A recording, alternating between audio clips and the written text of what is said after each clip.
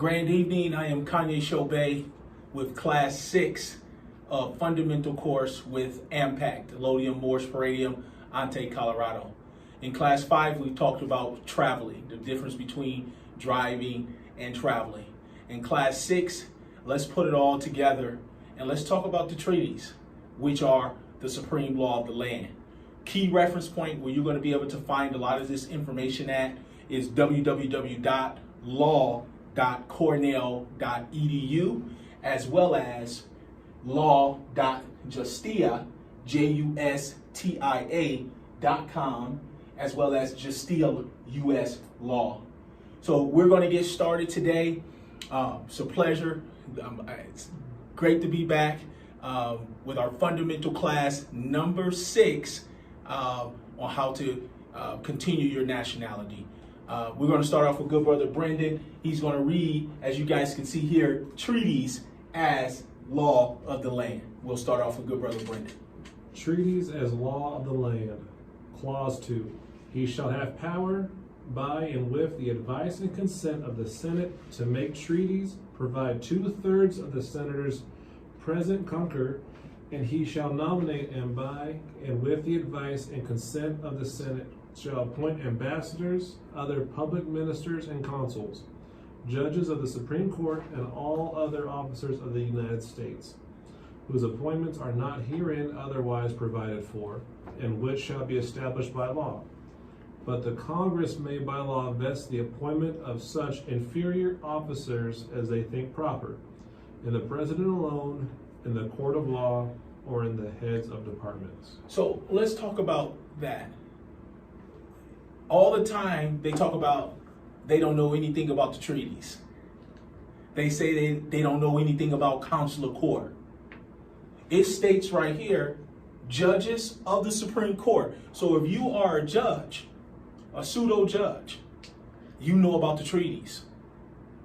But because our people put themselves in an artificial status by calling themselves Black, African Americans, and Negroes, the judges don't have to abide by the treaties because those type of people have no nations, as well as the white, Caucasians, rednecks. They don't have a nation. Everything we do, the treaties are the supreme law of the land. But the so-called pseudo judges don't have to go by those when you are in an artificial status. Judges are only supposed to recognize nationals, nations.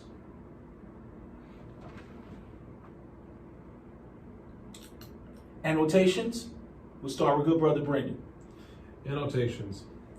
Treaty commitments of the United States are of two kinds. As Chief Justice Marshall wrote in 1829, quote unquote, a treaty is in its nature a contract between two nations, not a legislative act. Stop. Treaties are contracts between two nations. 1787 Peace and Friendship Treaty between the United States of America and Morocco. Between two nations. Not between black folks. Not between the so-called white folks or the so-called black folks. Between people and human beings who have nations. Continue on, good brother. It does not generally affect of itself the object to be accomplished, especially so far as its operations in infra-territorial, but is carried into execution by the sovereign power of the respective parties to the instrument. Stop. We talked about the sovereign powers, but they say a sovereign citizen is negative. But we talked about the sovereign powers. They're stating to you right here in the treaties, sovereign is of what? Higher status. Yep. Does that make sense?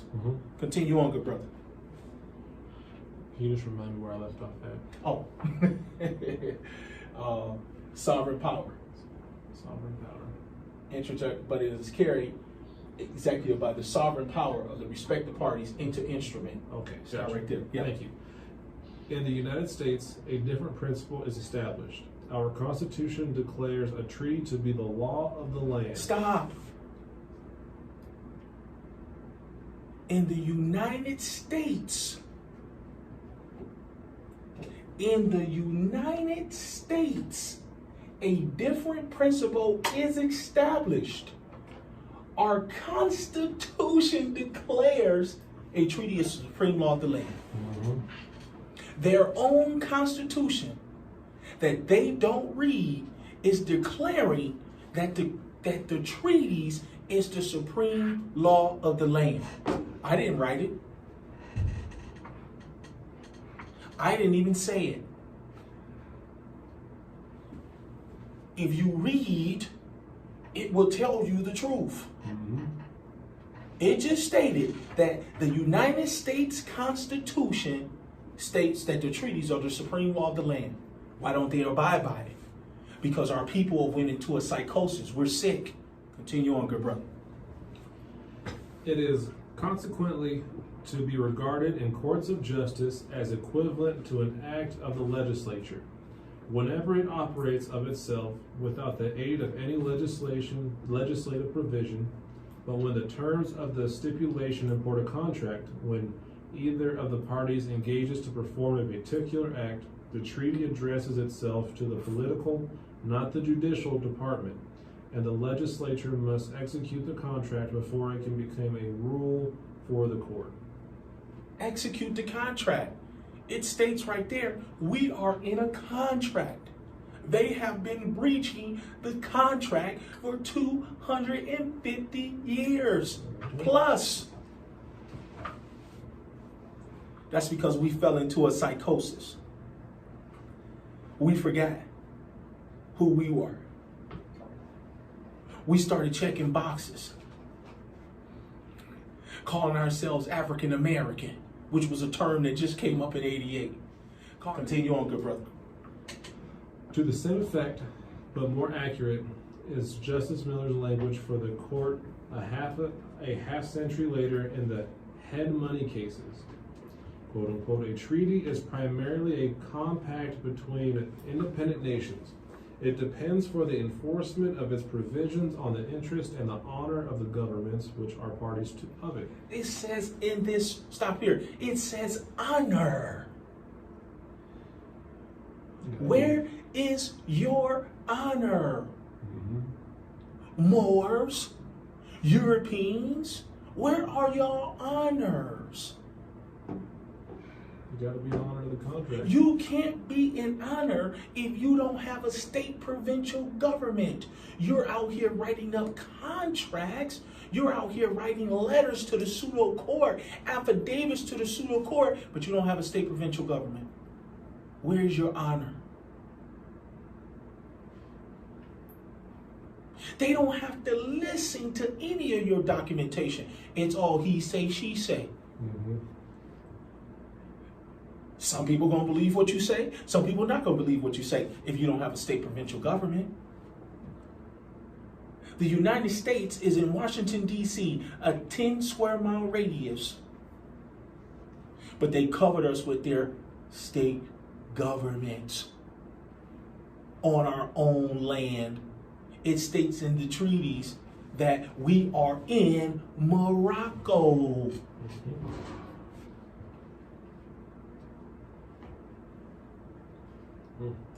France versus the United States. We are in where? Morocco. This is too easy. Keep going, good brother.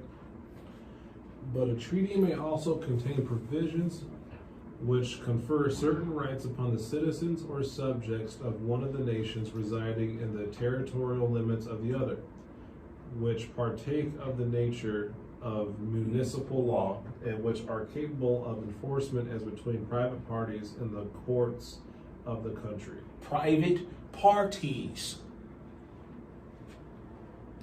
in the courts of the country. Hold on, let's start right there. They said in the courts of the country. United States is a corporation. Title 28, Section 3002. United States is a corporation. 2014, post letter to Obama. The United States is a corporation.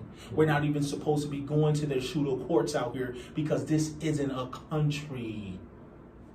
Continue on, good brother. All right. The meaning of treaties as of statutes is determined by the courts. Quote unquote, if treaties are to be given effect as federal law under our legal system, determining their meaning as a matter of federal law is Empathetically, the province and duty of the judicial department, headed by the one Supreme Court established by the Constitution. One Supreme Court established by the Constitution. So it's letting you know that these pseudo Supreme Court justices understand.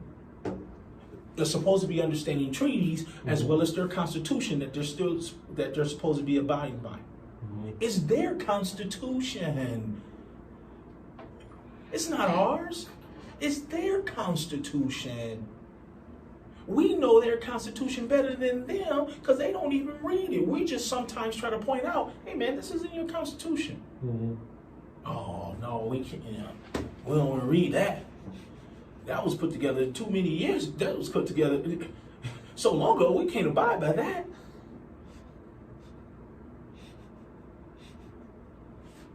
Continue on, good brother.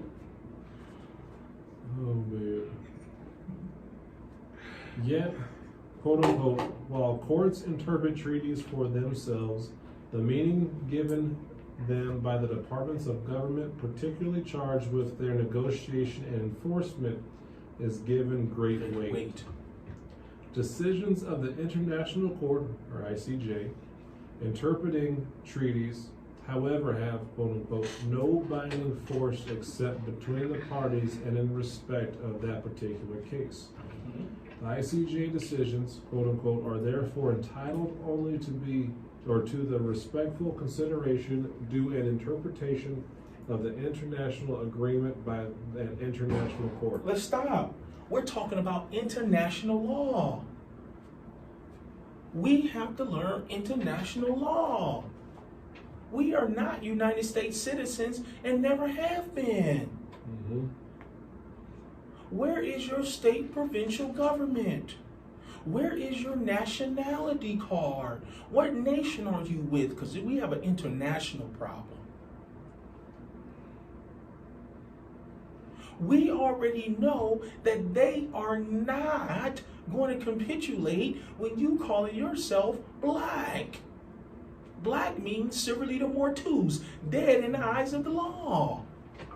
This is too easy. They want to abide by the treaties if you have a nation. They're telling you this. All you got to do is pick up a book and read. That's all you got to do. How do we find this? Research. I'm only talking about what they're talking about. I'm just interpreting it for you.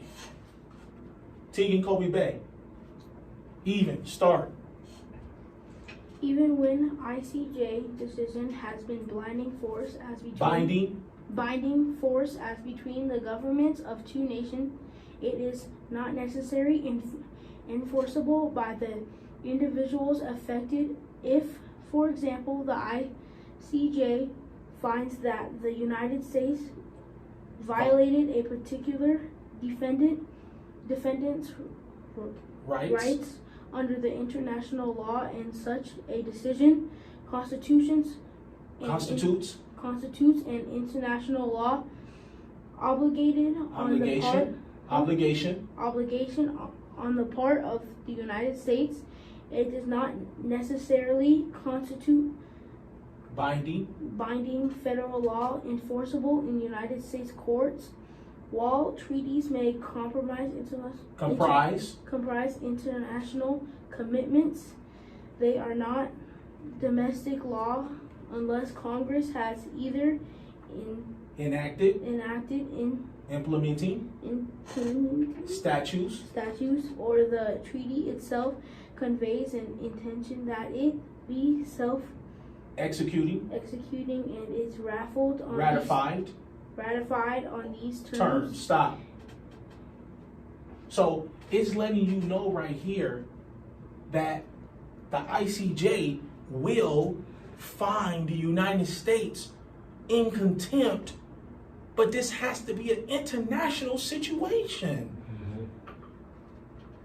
They're not trying to come protect any so-called white people, and they're not trying to come and protect any so-called black people. This has to be nation versus nation. The international, the ICJ and the United Nations are the referee.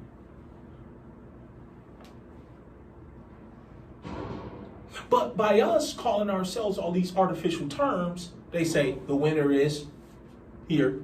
The winner is United States. Winner is United States. Winner is United States.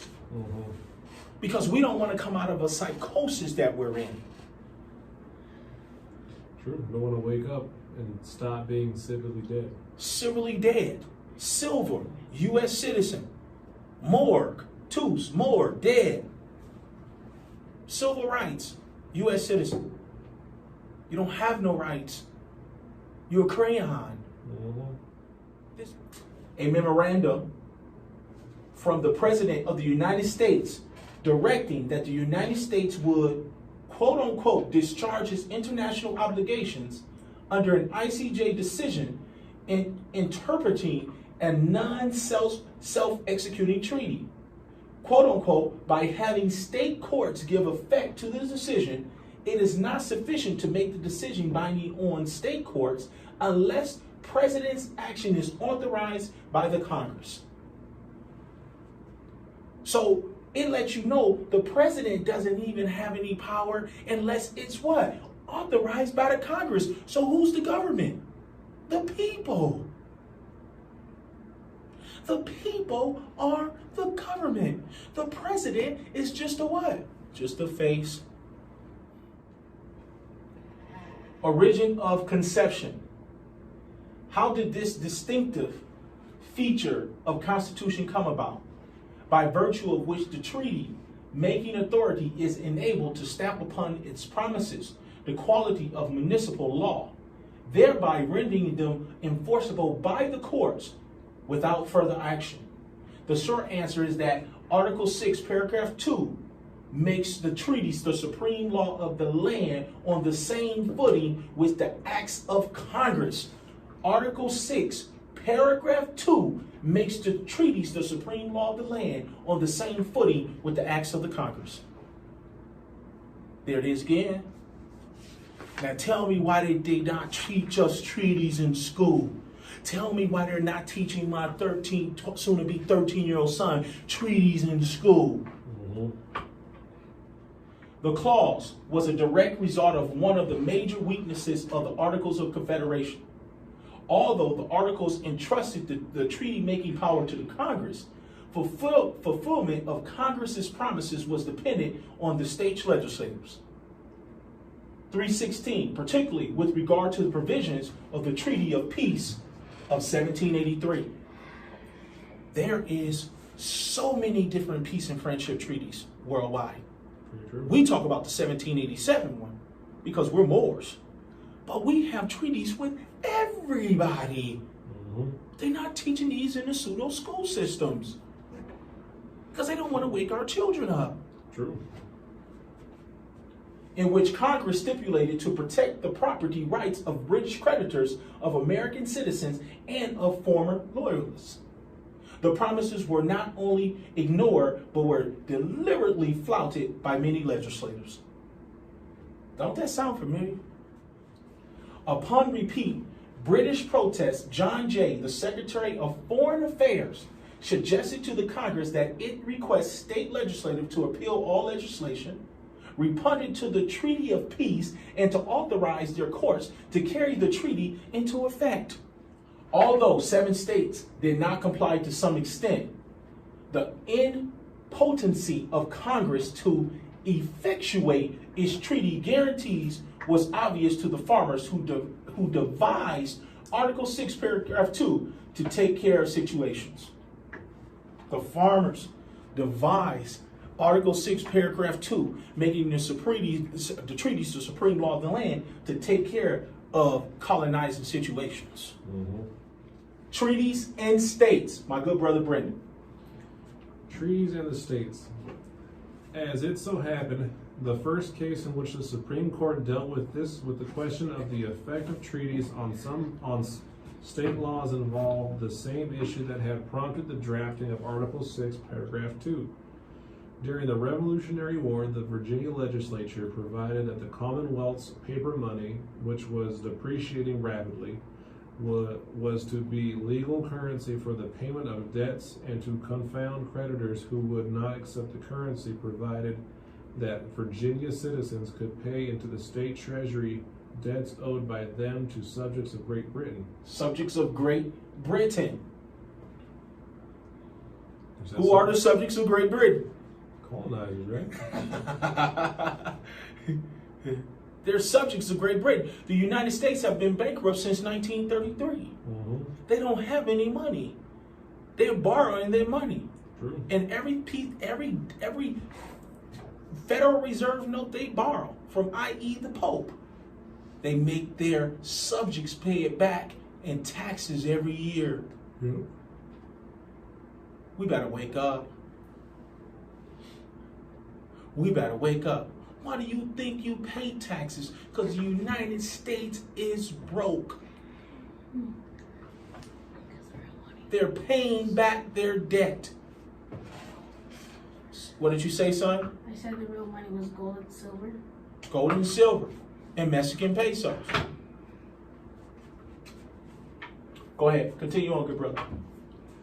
Which money was to be used to prosecute the war, and that the auditor would give the debtor a certificate of payment which would discharge the debtor of all future obligations to the creditor. The Virginia scheme directly contradicted the assurances in the peace treaty that no bars to collection by British creditors would be raised, and in Ware v. Hilton, the court struck down the state law as violating the treaty that Article 6, Paragraph 2 made superior. Justice Chase wrote, quote unquote, "A treaty cannot be the supreme law of the land, that is, of all the United States, if any of the state legislators can stand in its way. If the Constitution of a state must give way to a treaty and fall before it, can it be questioned whether the less power and act of state legislator must not be prostrate. Prostrate, thank you. It is the declared will of the people of the United States that every treaty made by the authority of the United States shall be superior to the Constitution and laws of any individual state, and their will alone is to decide." Okay. The treaty made by authority of the United States, which is the DBA, not the United States of America, shall be superior to the Constitution. The treaty is superior to the Constitution. Mm-hmm. And laws of any individual state, and their will alone is to decide. The treaty is superior to the what? Constitution. Yeah. In case law, in Hopkins v. Bell, the court further held that this same treaty provision prevented the operation of Virginia's statute of limitations to bar collections of antecedent debts. In numerous subsequent cases, the court invariably ruled that treaty provisions superseded inconsistent state laws governing the rights of aliens to inherit real estate. What did the treaty do again? Anybody want to repeat what the treaty did again? How powerful the treaty is? Superseded inconsistent state laws. The treaty supersedes everything. An example is Houston versus Linham, reference point, in which the court upheld the right of the citizen of Swiss Republic under the Treaty of 1850 with that country to recover the estate of relative dying interstate in Virginia, to sell the same and to export the proceeds of the sale. But the Swiss Republic, we're talking about a nation now. Mm-hmm. We're not talking about Negroes, black and colors. We're not talking about whites, rednecks, and Caucasians. No. Because none of those have a flag. True. We're talking about nations. Certain more recent cases stem from California legislature, most of it directed against Japanese immigrants, a statute that excluded aliens ineligible for American citizenship from owning real estate was upheld in 1923 on the ground that the treaty in question did not secure the rights complained. But we're talking about immigrants right now at this point. Which immigrant are we talking about? The I immigrant or the E immigrant? Research to do. Which immigrant are we? They're talking about the I immigrant. I just gave you the answer. The I immigrant is the one that does what? Sells out. Is the sellout. Never wants to go back to their what? So, no, never wants to go back to their country. Mm-hmm. I gave you the answer to the test. I immigrant versus E immigrant. Look at it. Black Law's Dictionary. Black Law's Dictionary. I immigrant, E immigrant. Please do your research. But in Ohama versus California, a majority of the court opined that this legislative conflicted with the Equal Protection Clause of the 14th Amendment, a view that has since been endorsed by California Supreme Court by a narrow majority. Meantime, California was informed that the rights of German nationals, wake up, the rights of German nationals under the Treaty of December 8, 1923 between the United States and the Reich, to whom real property in the United States has descended or been devised, to dispose of it had survived the recent war in certain war legislative and it currently prevail over conflicting state legislation. They prevail because they were what? Nationals. Say it one more time. They prevail because they were what? Nationals. Thank you.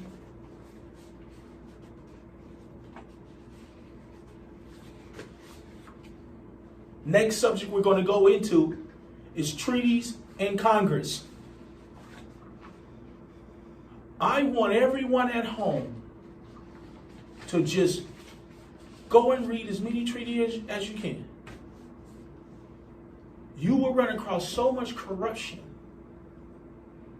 You will understand that what the United States corporation has done has been threat, duress, and coercion at its finest. For you never to wake up. That's what they wanted to happen. And in 1991, does anybody know what happened in 1991? Brendan or Tegan Bay? Is that the James traffic camp? No. Tegan, do you know what happened in 1991? The internet. The internet. The internet has changed the game. That's why Rockefeller said this was the worst thing we ever did on his dying bed. We should have never did the internet because now the truth is coming out. I found this on the internet. True. Yeah, it's all at your fingertips now. All at your fingertips. All you got to do is read. Yep. Okay. Next subject, Treaties and Congress. We're going to start off with Tegan Kobe Bay. In the Convention, a proposal to require the adoption of treaties through the enactment of a law before they should be binding was rejected. But the years since have seen numerous controversies with regard to the duties and obligations of the Congress, the necessary for congressional action and the effects of statutes in connection with the treaty power. For purposes of this section, the question is whether entry into ratification into and ratification of a treaty is sufficient in all other cases to make the treaty provisions the law of the land. Stop. Did you see the COINTELPRO? They wanted to reject it. Correct? Mm-hmm. But then they come back since years. It has been ratified of the treaty is sufficient in all cases to make the treaty provisions the law, quote unquote, the law of the land. Or whether there are some types of treaty provisions that only a subsequent act of Congress can put into effect, the language quoted above. But at the end of the day, the treaties, the Congress can't do anything because the contract has been signed for them to abide by. They don't want to read the treaties. They don't want to have to go by the treaties. True. They want to go by their moral opinions. And they want to go by the boxes have been checked. Mm-hmm.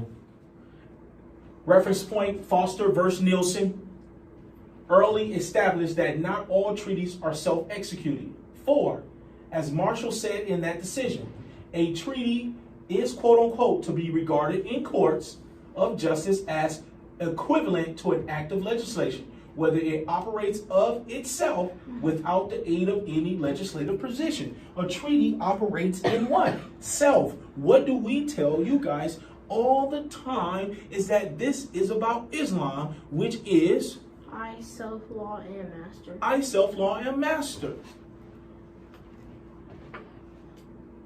We signed treaties into self. Very true. That's a good way to put it. This is powerful. That's a very good way to put it. This is powerful. Study, study, study, what the prophet said. Would say. And if you think you studied enough, continue to keep what? Studying. Because this is a lot. Leaving aside the question of when a treaty is and is not self-executing, the issue of the necessity of the congressional implementation and the obligation to implement has frequently rolled congressional debates. The matter arose in 1796 in connection with the Jay Treaty.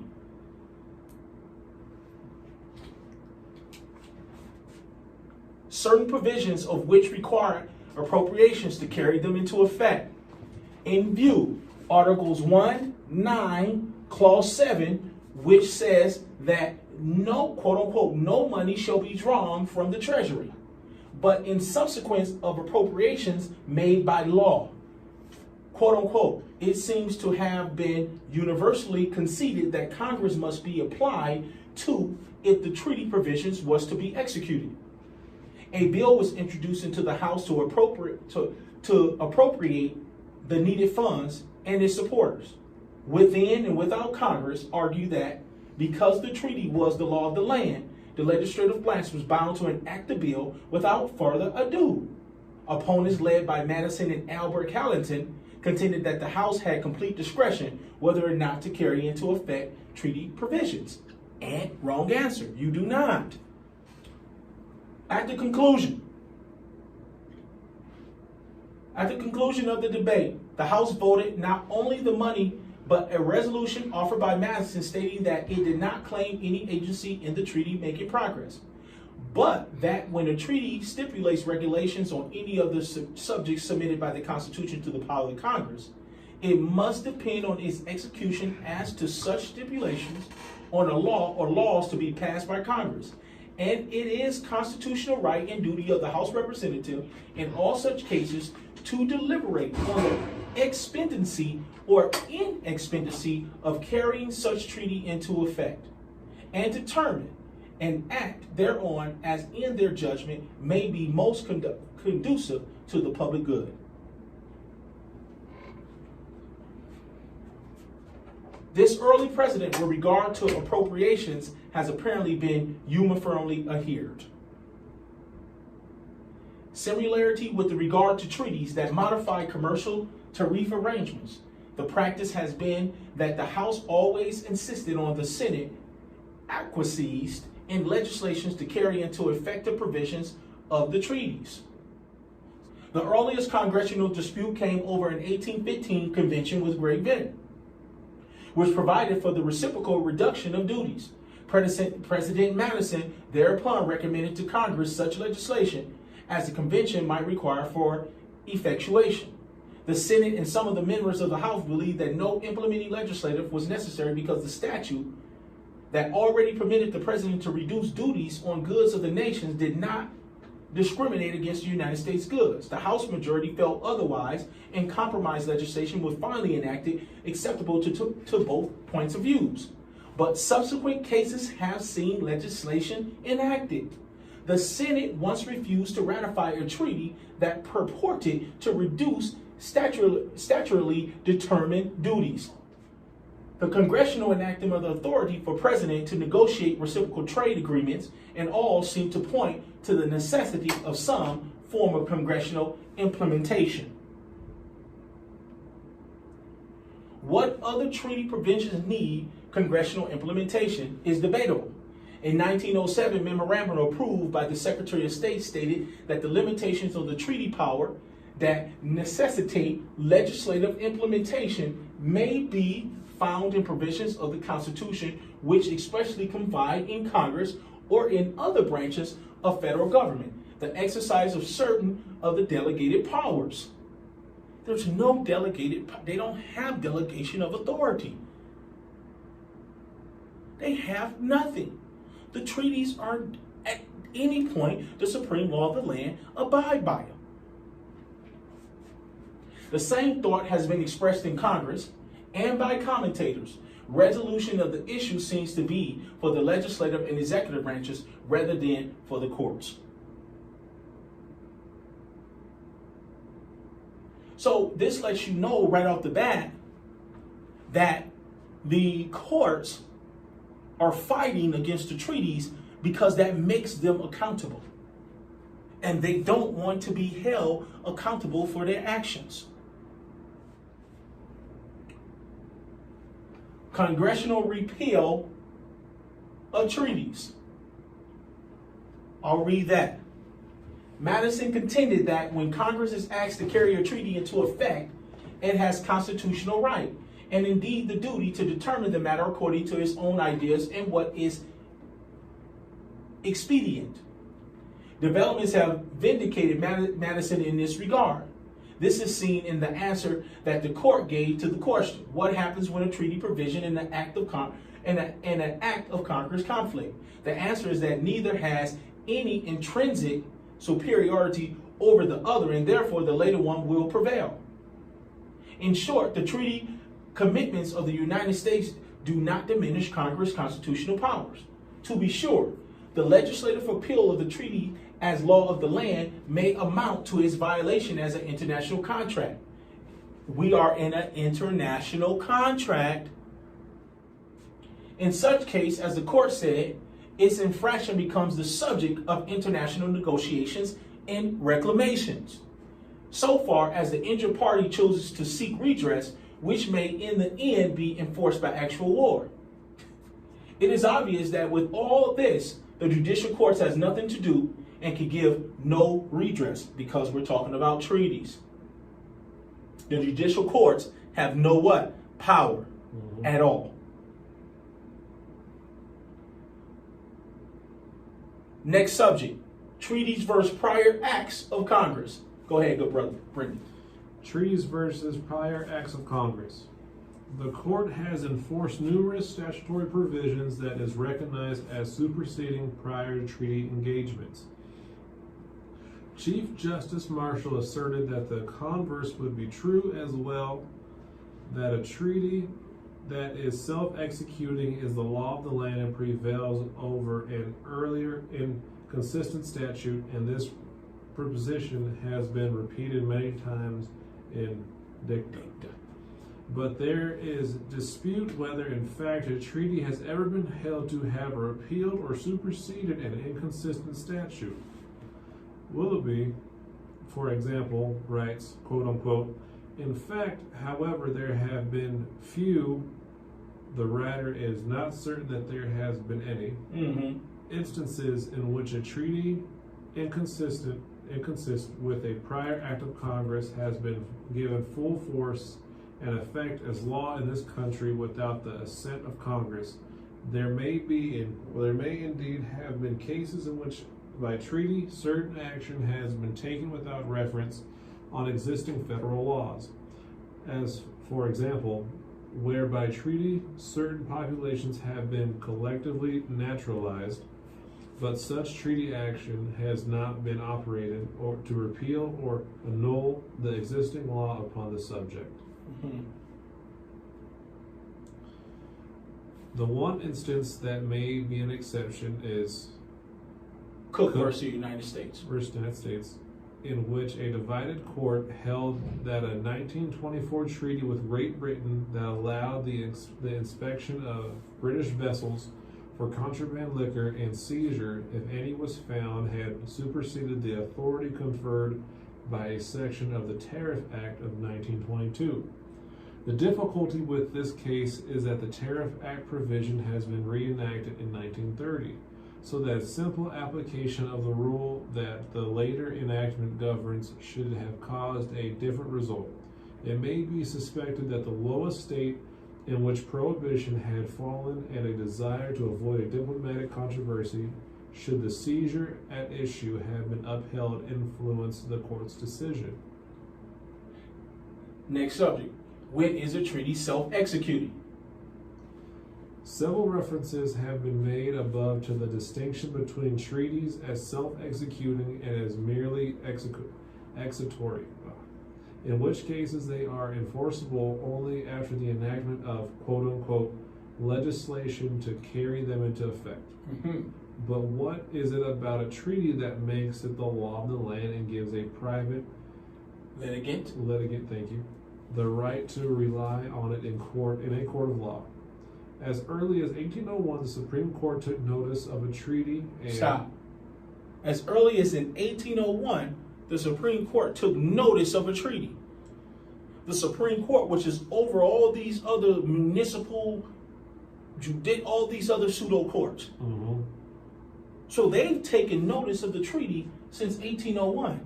Treaties have been around way before that. True. But they saying, I want to take notice of it since 1801. Okay, so let's just say for 200 years, you guys have been, number one, again, you had just told yourself breaching your contract. They constantly continue to tell on themselves. True. Continue on. And finding. Oh, gotcha. Thank you. And in finding it applicable to the situation before it, gave judgment for the petitioner based on it. In Foster v. Nielsen, Chief Justice Marshall explained that a treaty is to be regarded, quote-unquote, as equivalent to an act of the legislature whenever it operates of itself, without the aid of any legislative provision. A treaty will not be self-executing, however, quote-unquote, when the terms of the treaty stipulation import a contract, when either the parties engage to perform a particular act.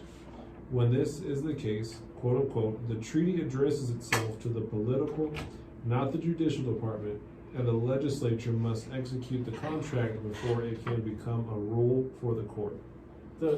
They must execute the what? Contract. We continue to keep talking about contract here.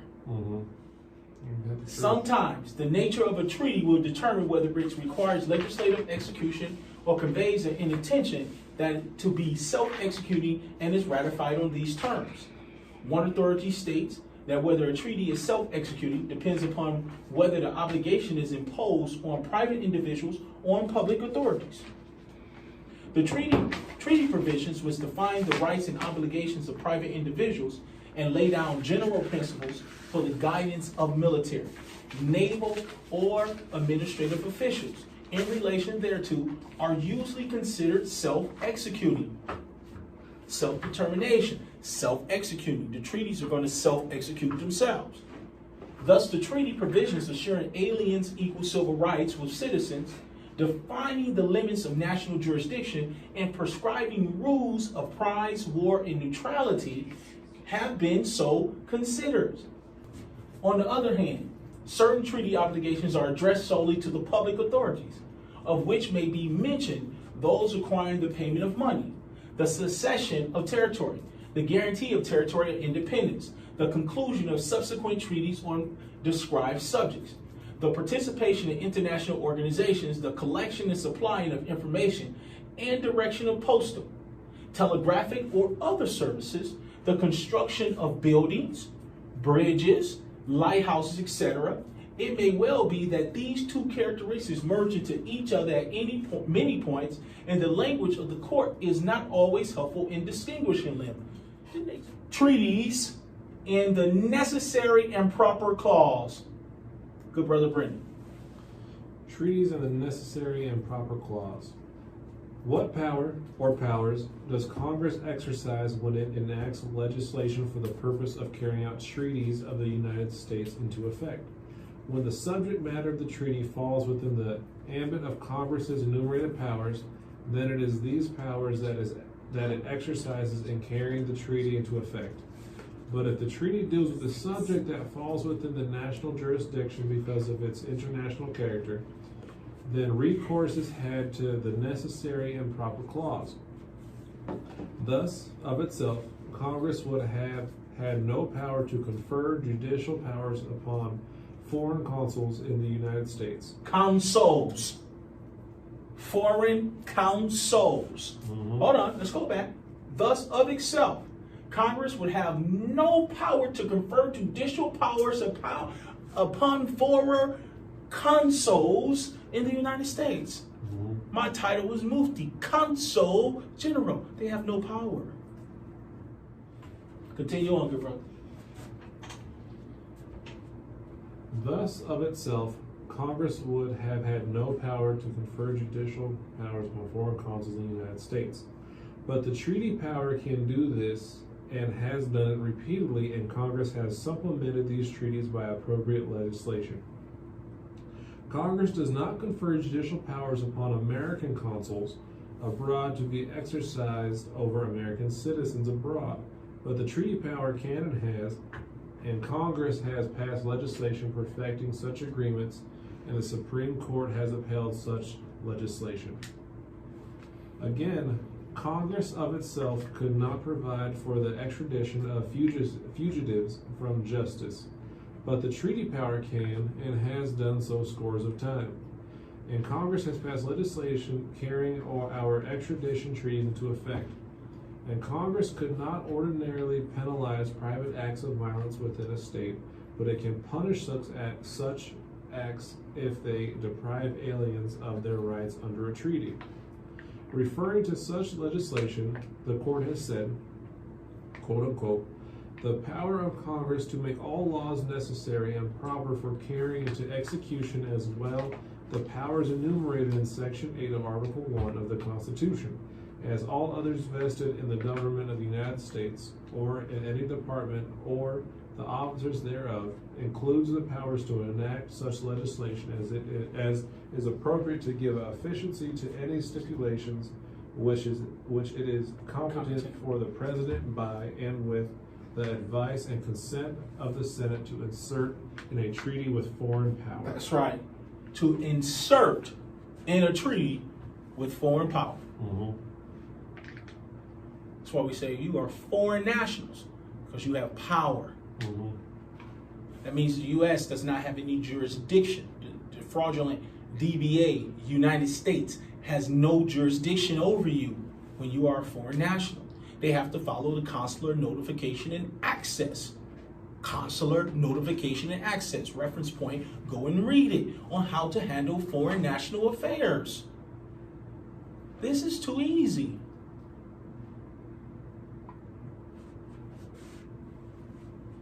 Continue on, good bro. In a word. Gotcha. Thank you. In a word, the treaty power cannot purport to amend the Constitution by adding to the list of Congress's enumerated powers, but having acted, the consequence will often be that it has provided Congress with an opportunity to enact measures that independently of a treaty Congress could not enact. The only question that can be raised as to such measures is whether they are quote unquote necessary and proper for the carrying of the treaty in question into operation. The foremost example of the Interpretation. interpretation is Missouri versus Holland.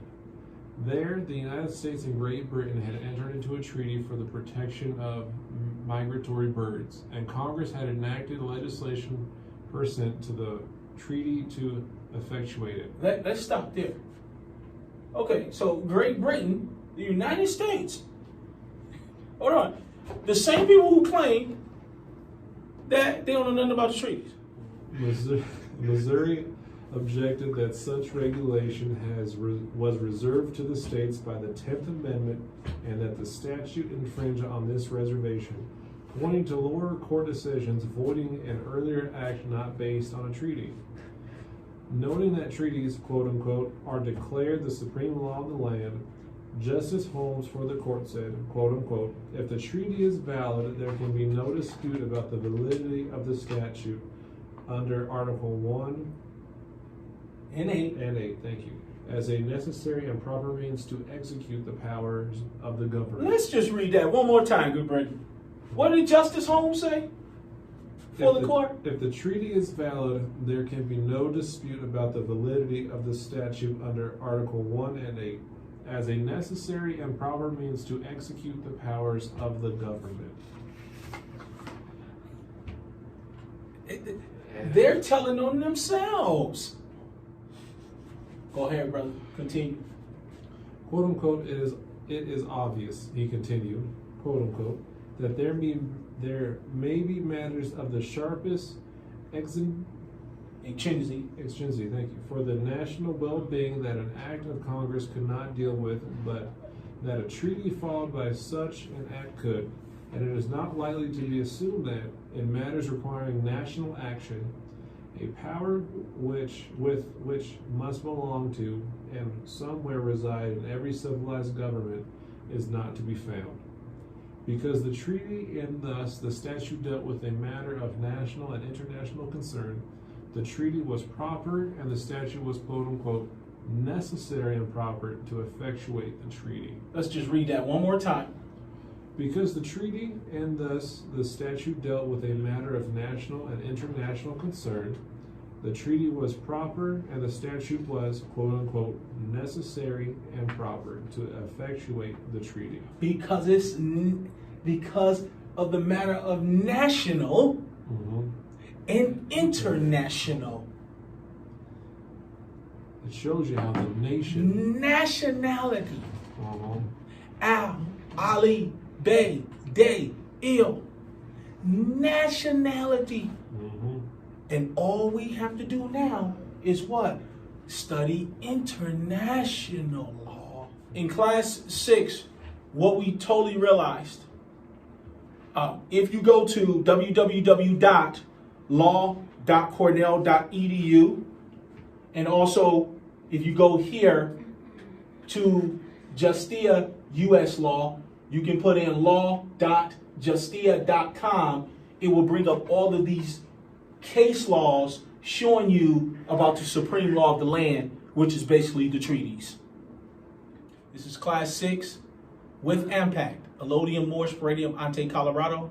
I am your Mufti, Consul General Kanye Shobe. It's been a pleasure. Can't wait to see what we talk about in class 7. Peace and love to all my Moors.